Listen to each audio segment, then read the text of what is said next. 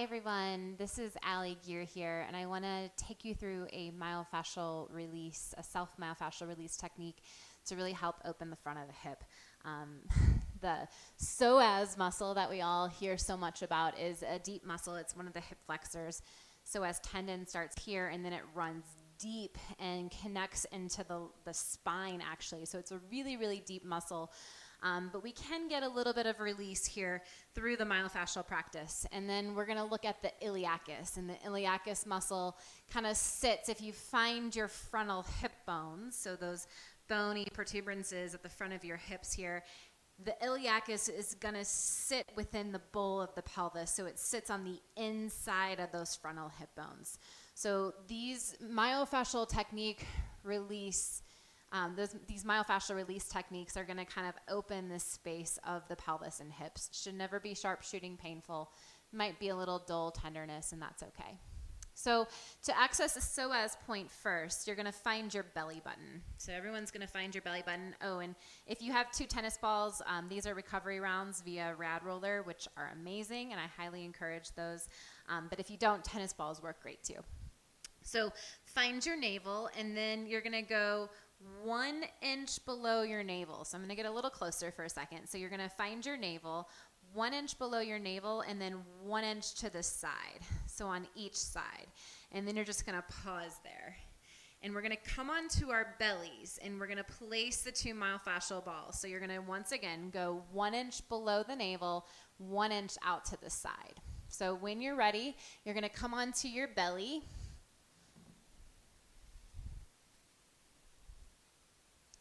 And tuck your toes to kind of lift your hips out of the way. Remember, find your navel first, go 1 inch below your belly, and go 1 inch to the side. So the balls are on both sides. And then you might notice a little resistance, a little tenderness as we kind of move through those abdominal organs here. And then what I want you to do is just kind of come onto your belly and let your hands rest into your forehead. Now you might notice a lot of sensation already, and that's fine. You may not notice much at all. Now I'm going to take you through a little bit of different progressions. Now I want you to find something that's going to feel tolerable and workable for you and your body. So we're not constricting the breath or creating more contraction. So if it hurts and you start holding your breath, you're going to create more contraction. So the idea is to really just kind of soften into something that feels tolerable. Now the first progression, if you want to stay here, you can stay here. Maybe you'd like to come up onto your forearms and pause there. And then you can just kind of really gently rock really subtly back and forth with your pelvis. Now maybe you want to stay here on your forearms and just breathe. So you're kind of just breathing into the myofascial balls. And then just softening around that area. Maybe you want to come up a little higher, pressing up a little bit more. Maybe you want to tuck your toes into the mat and lift your kneecaps off the floor, and then nice and gently just rock a little side to side. And additionally, you could also take a block under your toes. That's going to give you the most sensation, but totally unnecessary. We're not trying to really push into these tissues, but more just kind of get the area around there to soften. And so that really small rocking side to side can kind of just help to move any stickiness around the area and just hydrate the tissues. And then you're going to slowly lower back down, come all the way down onto your belly. Take a full breath into that low back space.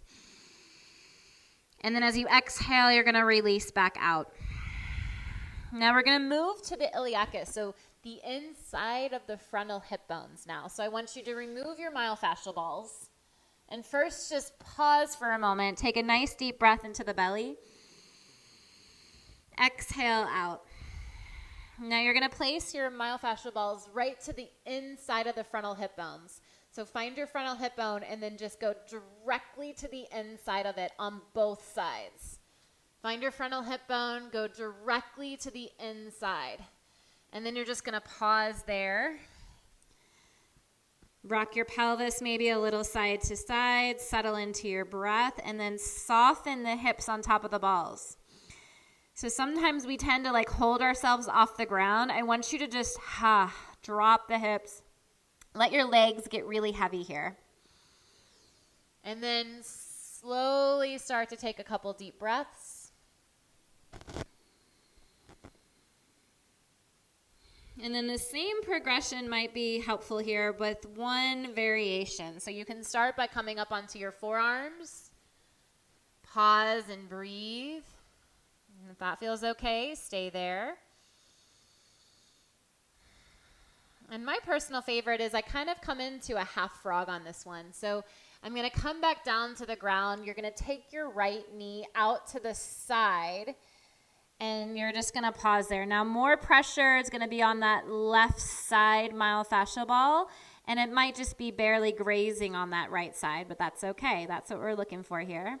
And just pause and take a couple deep breaths. Soften into your low back.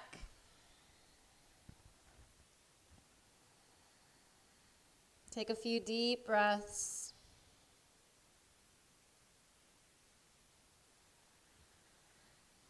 And then you can switch sides. So you're going to straighten your legs and bend your left knee out to the side. And then just pause there and let your pelvis and your hips land.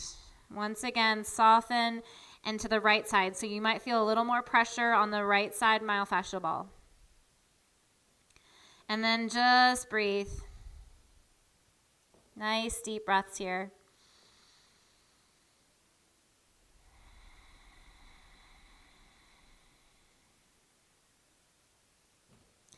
And then you're going to just slowly start to extend your legs. Take another full breath in and an exhalation out. And then you're going to remove the myofascial balls. And it might be nice to follow this up with a little bit of frog, supine frog, or maybe you want to come into the full variation of frog. But whatever you choose here, just find a nice deep little stretch to kind of pop back into your hips, into your ribs, or hips and hip flexors, and then just pause. Take a few deep breaths.